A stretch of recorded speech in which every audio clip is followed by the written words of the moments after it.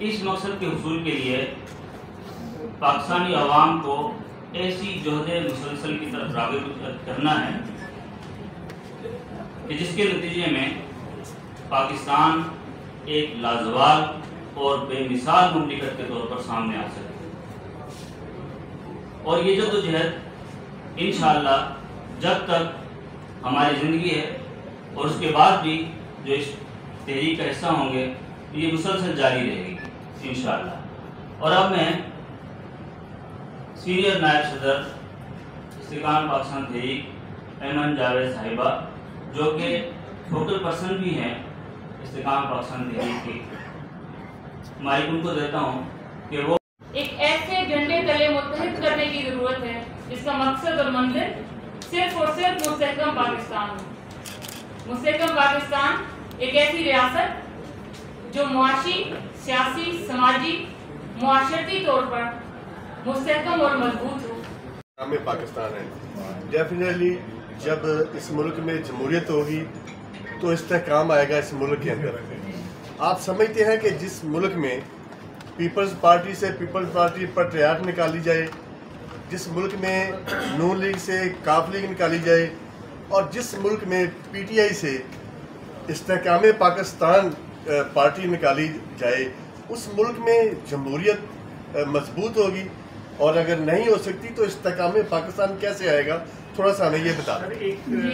Point رہ گیا، وہ بیان کر لیں، اس پر آپ کا جواب۔ سر لاسٹ پوائنٹ ہے جو کہ ہمارا ایک مطالبہ بھی ہے، جیسے کہ ہم پہلے یہ بات بیان کر چکے ہیں کہ استحکام پاکستان تحریک ایک قومی سیاسی جماعت کے طور پر الیکشن کمیشن آف پاکستان سے 2022 سے رجسٹرڈ ہے، اور یہ کل آپ سب کو علم ہوا ہوگا، آج اس کا باقاعدہ اعلان بھی ہوا ہے کہ ایک نئی سیاسی جماعت نے اپنی پارٹی تشکیل دی ہے جس کا نام انہوں نے استحکام پاکستان پارٹی جو ہے وہ اناؤنس کیا ہے۔ ہم بطور استحکام پاکستان تحریک کی قیادت جہانگیر ترین صاحب سے اور علیم خان صاحب سے یہ مطالبہ کرتے ہیں کہ وہ اپنے استحکام پاکستان تحریک کا نام جو انہوں نے استعمال کیا ہے وہ اس تحریک کا نام کوئی اور تجویز کرے۔ استحکام پاکستان تحریک کا لفظ اس جماعت کی اساس ہے اور ان کا یہ اقدام اس پارٹی کی اساس اور پہچان کو مجروح کرنے کے مترادف ہے۔ ان کا یہ فیصلہ سر نے میرے بات کی تھی کہ یہ جو ہر پارٹی میں سے پھر ایک پارٹی نکل آتی ہے، میرا خیال ہے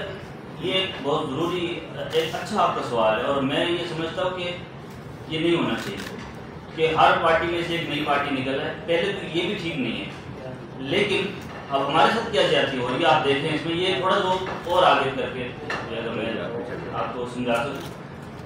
پہلے ہوتا یہ تھا کہ کوئی پارٹی کا کوئی بھی رکن کوئی عہدیدار ناراض ہو گیا، اس نے ایک اپنی پارٹی بنا لی اور اسی سے مل کر نام رکھ دیا۔ اس دفعہ جو ہمارے ساتھ